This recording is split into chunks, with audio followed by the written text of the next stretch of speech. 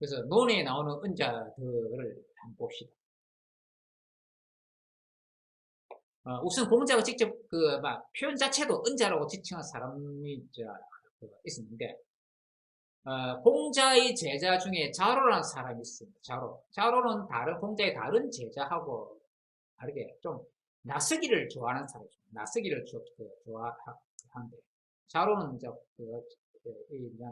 자로의 본명은 중류라는 사람이고, 자로는 그 중류라는 사람이 자입니다. 승진이 되고 나면 승진이 되고 나면 이제 새롭게 붙여지는 호칭을 자라 그러는데, 공자의 제자인 중류라는 사람의 자가 자로인데, 통상 자로라는 표현을 세상에서 많이 씁니다. 근데 대화 내용 속에서 거론할 때는 그냥 중류라고 바로 이름으로 많이 표현했죠. 그리고 공자가 자로를 부를 때 중유, 성은 중이고 이름 유라서 유야 이래 식으로 이제 많이 불렀습니다. 세상 사람들이 흔히 일컫기는 그냥 자로라고 많이 일컫는데, 이 사람은 나서기를 좋아했습니다. 나서기를 좋아해가지고 좀 성격이 이렇게 나 앞에 나서 이야기하고 그거 좀 성격 급하게 행동하고 하는 이런 식으로 많이 행동을 했습니다. 이제 이런 자료가 이렇게 같이 이제 공자와 여러 제자들이 이제 자료를 비롯한 여러 제자들이 같이 천하를 돌아다녔습니다. 천하를 돌아다니는 상황에서 이때는 나서는 모습보다도 여기는 이제 자료가 어떻게 하다 보니까 일행에서 뒤처졌습니다. 일행도 뒤처져가지고 자기 일행을 놓쳤습니다. 그러다가 길 가는 어떤 사람한테 선생님을 못 봤냐? 우리 선생님을 못 봤느냐? 부자라고 보통명사로서, 이 부자는 보통명사로서 선생님이라는 그래서 우리 선생님을 보셨습니까? 우리 부자를 보셨습니까? 우리 선생님을 보셨습니까? 라고 이렇게 물으니까 그 소리를 들은 사람이 이렇게 이야기합니다. 사지는 팔다리를 말합니다. 사지도 부지런히 움직이지 않고 오고 5가지 곡식, 여러 가지 곡식도 구별할 줄 모르는데 세상의 실제적인 물정 그런 것도 모르는데 누가 선생님이란 말이요? 이렇게 이제 빈정대에서 이야기하는 것이죠. 사지도 부지런히 움직이지 않다는 것은 육체적인 노동을 하지 않는다는 이야기입니다. 옥도 구별할 줄 모른다 하는 것은 무슨 농사 짓는 사람들이라든가 이런 그런 사람들처럼 무슨 곡식도 제대로 모르고 세상에 어떤 세속의 일을 잘 모른다라는 그 이야기죠. 그런 사람이 무슨 선생님이냐 이런 식으로 비꼬아서 이야기하는 것이죠.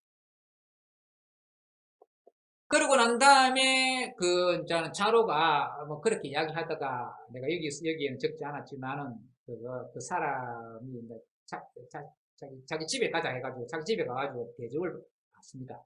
대접을 받고 그리고 이제는 자로가 이제 그 집에서 나가가지고 나중에 다시 일행을 찾아가지고 이제는 자신 일행 공자와 다른 어떤 공자 밑에서 같이 배우는 다른 사람들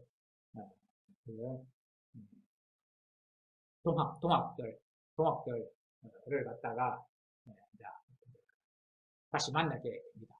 그래가지고 자로가 공자한테 내가 이런 사람을 만났다라고 이야기하니까 공자가 그 이야기를 듣고 그 사람은 은자로다 하고는 자로로 하여금 다시 이제 찾아가 보겠다. 다시 찾았으나 가보니까 그는 어디론가 가버리고 없었다. 흔히 보면 옛날에 전설 같은데 보면 다 찾으러 가면 없고 하는 그런 이야기가 많이 나오는데 이것은 실제 상황으로 그런 일이 발생했다. 그는 어디론가 가버리고 없었다. 그러니까 은자들이기 때문에 그러면 또 자신을 찾아오지 싶어서 예상을 하고 수버렸다 이제 은문해버렸다. 그래 이에 자로가 한 말이 있는데 이것은 어떤 자신들 육아의 입장을 이야기하면서 그 은자들에 대해서 자신들의 관점에서 봐서 좀 비평하고 비판하는 어떤 그런 내용의 이야기입니다. 그러니까 자로의 말인데 맞아면 자로의 스승인 공자의 그 입장이기도 하다고 볼 수 있습니다. 그러니까 유가적인 그 처세 관점입니다. 벼슬 하지 않는 것은 의가 없는 것이다. 그러니까 이 은자들은 벼슬 같은 걸 하지 않는다 하는 이야기입니다. 심지어 그 앞에 옛날에 뭐 은자들이 허유나 소보는 단순한 벼슬 정도가 아니라 최고 통치자인 임금 자리, 천자의 자리를 준다 하더라도 싫다 뭐 하니까 천자 밑에 있는 단순한 밑에 뭐 관직 벼슬은 더 그들도 보지도 않겠죠. 그래 그런 은자들이 벼슬하지 그런 은자들처럼 벼슬하지 않는 것은 의가 없는 것이다. 장유 그러니까 장유 나이가 많고 나이가 어리고 하는 나이 순서로 나이가 많고 나이가 어리고 하는 장유의 인간관계도 피할 수 없거든요. 세상 살면서 어떻게 그런 어떤 뭐 형 동생 하듯이 그런 식으로 나이에 따른 그런 위아래 그런 인간관계를 어떻게 없앨 수가 있느냐. 즉 인간 세상 속에서는 인간들끼리 부대껴 살아야 된다. 그 얘기. 분신, 임금과 신하의 의를 어떻게 피할 수 있단 말인가? 세상의 그 국가 사회 속에서, 그러니까 임금과 신하의 관계라든지 그런 정치적 관계 속에서 그런 그 의를 어떻게 없앨 수 있느냐? 어떻게 피할 수 있단 말인가? 없앨 수 있단 말인가? 그러니까 은자들은 어떤 식으로 살아가느냐? 세상이 더럽다 해가지고 그 자신만을 깨끗하게 하려 한다. 욕결귀신, 뭐 하려 한다. 깨끗하게 한다. 청결하다. 그 결자입니다. 귀신, 그 자신을 깨끗하게 하려 한다. 그러니까 그 자신만을 깨끗하게 하려 하면서 큰 인륜을 어지럽히는 행위다. 세상이 더럽다 해가지고 자신들만 고고 깨끗하게 살면서 이 세상에서 인간관계 속에서 지켜야 할 인간의 도리, 그 인간관계, 인륜은 이제 인간관계를 말하죠. 인륜을 어지럽히는 행위다. 세상의 인간관계를 어지럽히는 행위다.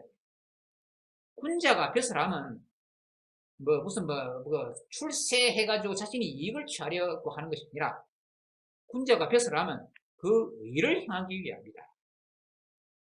도가 행해지지 않을 것은 이미 알고 있다.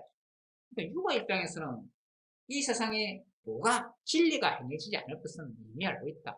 그러나 그 결과가 도가 행해지지 않을 것이라 하더라도 그렇다고 해가지고 유가의 입장은 그래도 포기하지 않는다. 결과가 어떻게 되는지 간에 결과에 대해서는 연연하지 않고 동기가 중요하다. 나중에 천하에 도가 행해지지 않지. 그거는 중요하지 않고 그 군자의 도리는 지식인 선비의 도리는 어쨌든 최선을 다하는 것이다. 어쨌든 최선을 다하는 것이다. 근데 은자는 어차피 도가 행해지지 않을까 아예 세상 포기하고 숨어 살아라 하는 이야기고 유가적 입장은 세상에 도가 행해지지 않는다 하더라도 최선의 노력을 다한다 하는 것이 유가의 처세 관점입니다. 자로인 것이.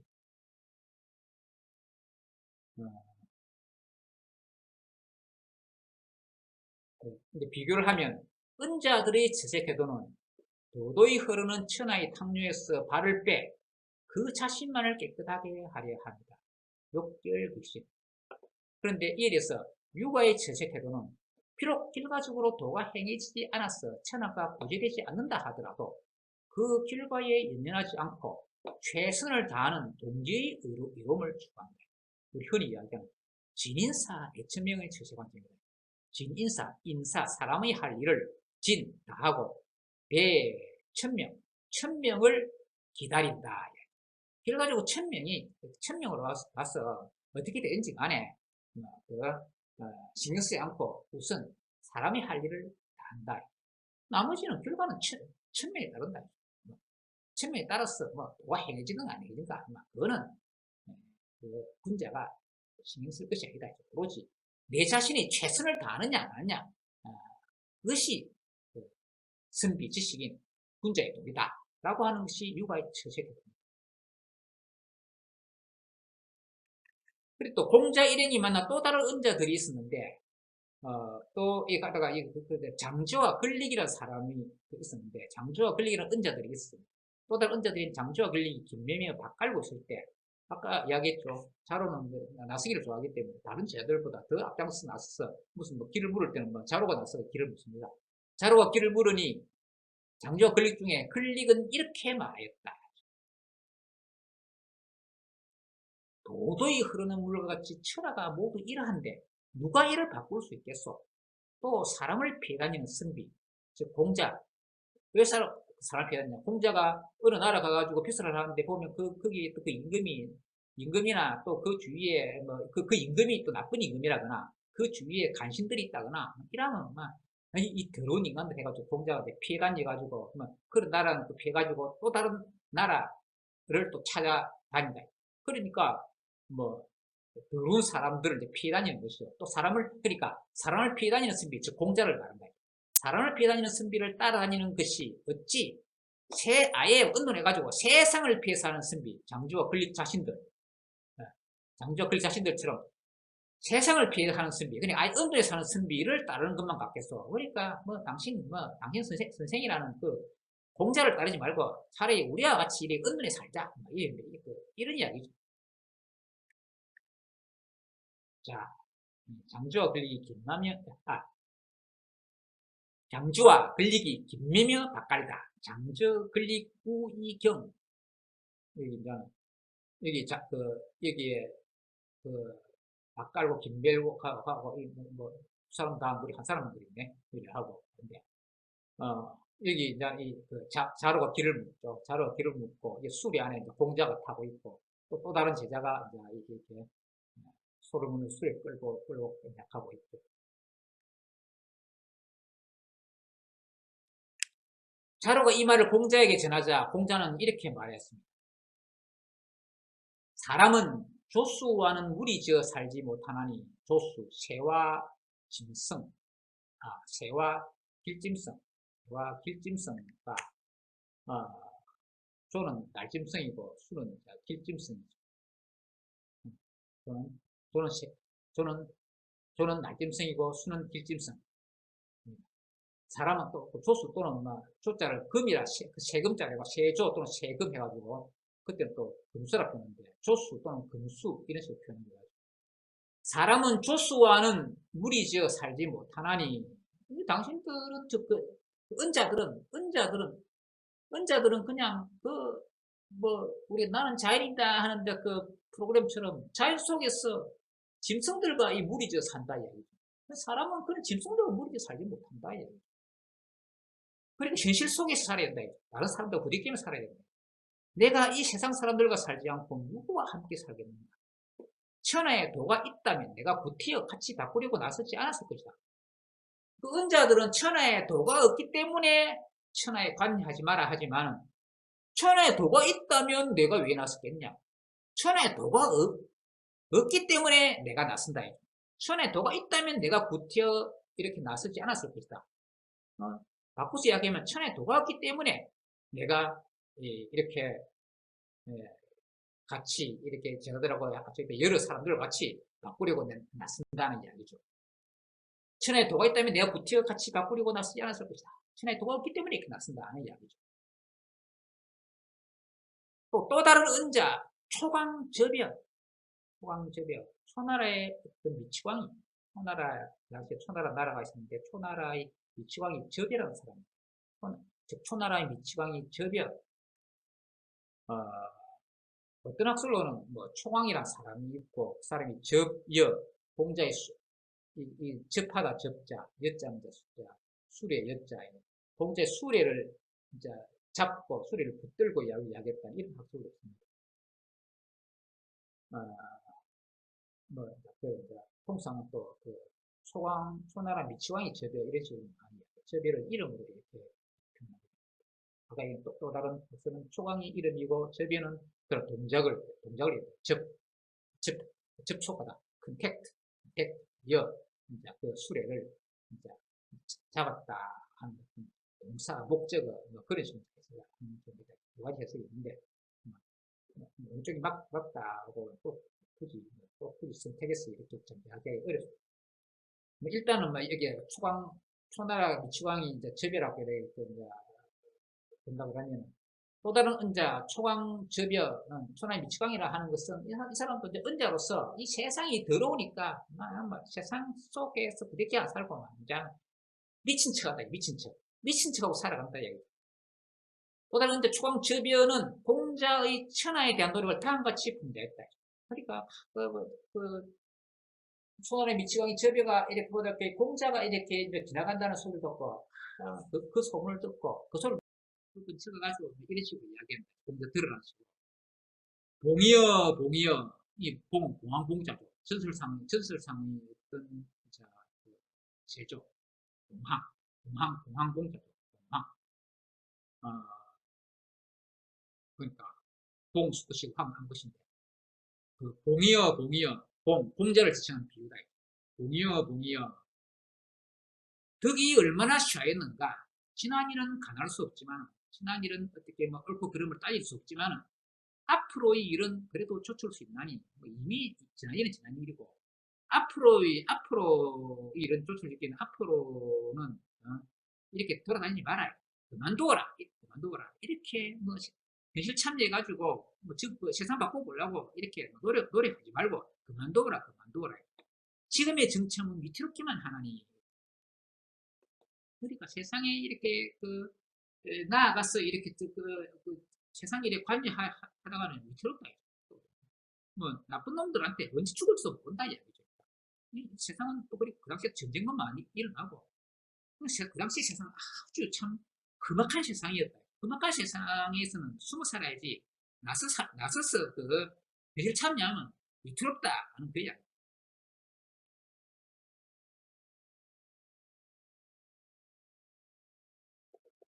자, 그런데 그런데 이러한 은자들과는 정반대로 공자 같은 유가의 처세 관점을 중간점으로 해가지고 공자의 유가의 처세 관점을 중간으로 본다면 은자들은 아주 현실 도피적인데 또 공자의 유가를 중심으로 해가지고 은자와는 반대쪽의 극단적 반대의 사람이거든요. 공자를 중심으로 해가지고 극단적으로 현실 참여를 회피해가지고 공자를 중심으로 해가지고 극단적인 현실 도피의 처세를 하는 사람들이 은자들이라면 공자 유가를 중심으로 해가지고 은자들과는 정반대로 극단적인 현실 참여를 하는 쪽에 있다. 극단적인 현실 도피의 은자들과는 정반대로 극단적인 현실 참여의 사람들이 있었는데 그런데 이런 은자들과는 정반대로 공자 이후입니다. 공자 이후 공자와 그 학파의 현실 참여 정도도 오히려 부족하다고 여기니가 있었는데 그가 곧 춘추말에서 제묵초에 활동한 묵적이라는 사람입니다. 성은 묵, 이름은 적. 앞에 백이야 숙제의 성도 묵이었죠. 같은 일족인지 아닌지 그거는 잘 모르겠습니다. 그가 곧 춘추말에 전국초에 활동한 묵적. 그래서 성은 묵인데 선생님이란 어떤 그 말에 자를 붙여가지고 묵자라고 묵자라고 했다. 그 묵자가 이끈 학파가 곧 묵가입니다. 그 묵가는 아주 극단적인 현실 참여주의였습니다. 그 공자의 유가는 중간쯤 되고 극단적인 현실 참여는 묵가고 정반대로 묵가와는 정반대의 처세 태도를 취한 사람들이 은자들이다. 그 은자들이 보기에는 공자 같은 사람도 왜 쓸데없이 세상에 관여하느냐 하는데 이 은자들 같은 사람이 묵자를 보면 더더욱 이거 이제 참 문제다라고 이제 생각을 하는 것이죠. 그렇게 생각했죠. 그런데 공자와 이렇게 마주치고 했던 그런 은자들, 공자가 마주치거나 공자가 그런 사람 이야기를 들었거나 하는 그러는 은자들은 이제 공자와 같은 시점이기 때문에 여기 이제 이 묵자는 공자 이후에 나온 사람이기 때문에 공자도 묵자를 모르고 은자도 묵자를 모르죠. 어쨌든 간에 이제 바로 이어서 이 묵자라는 사람이 나타나가지고 그 은자들과는 정반대의 처세들을 취했다. 정반대를 하는 것은 아주 극단적인 현실 참여입니다. 그래서 이들은 매우 적극적인 현실 참자. 은자의 측면에서 보면 묵자는 공자보다 한 수를 더 뜬 매우 극단적인 현실 참자입니다. 즉 묵가는 온몸을 던져서라도 천하를 구제하려 했습니다. 묵가는 내 머리끝에서 발까지 온몸을 갈아서 가루가 된다 하더라도 천하만 구할 수 있다면 나는 하겠다. 아주 희생적으로 그 천하에 뛰어들어서 천하를 구제하겠다. 천하를 바로잡아 보겠다. 라고 이렇게 생각하는 사람들. 그리고는 그 뒤에 은자들의 처세관점을 계승하면서 묵가의 사상을 반대할 뿐만 아니라 유가의 사상까지도 반대한 이가 묵자와 거의 같은 시기에 나타났는데 그가 곧 양주라는 사람입니다. 그러니까 공자 유가를 중심으로 해가지고 한쪽 극단 은자고 또 반대쪽 극단이 묵자로부터 이제 생겨난 그 묵가인데 그런데 은자들의 처세관점을 계승한 사람이 또 나타나는데 그 양주라는 사람이 나타났다. 성은 양이고 이름은 주인데 양주는 은둔하지 않은 은둔자, 즉 드러난 은자다. 자, 다음에 양주에 대해서 이제 이야기할 것인데 양주도 은자의 한 사람, 은자의 한 사람이지만은 그럼에도 불구하고 양주의 사상은 세상에 많이 알려졌습니다. 앞에도 이야기했지만 은자들은 자신의 사상이 막 거의 알리지 않았다 얘기죠. 알려진다 하면 은자라는 측면이 모순된다 얘기죠. 내 좀 알아다오 라고 이야기하면서 나는 은으로 살겠다 하는 그 자체가 모순이죠. 그럼에도 불구하고 양조라는 그 은자가 있었는데 그럼에도 불구하고 이 사람은 그래도 이 사상이 좀 아이러니하게도 모순적인 측면도 있는 건 모르겠지만 아이러니하게도 자신의 사상이 드러났다. 자신을 드러내면서 세상 사람들한테 세상 일에 관여하지 마라 라고 은자는 권하는 사상을 이렇게 제시합니다. 그럼 자신이 은둔하면서 세상 사람들한테 은둔해라 라고 이렇게 이야기하는 것이죠. 그러한 어떤 드러난 은자인 양주라는 사람이 나타납니다. 그래가지고 묵자와 양주가 유가를 중심으로 해가지고 양극단의 대표로서 이렇게 나타나게 됩니다.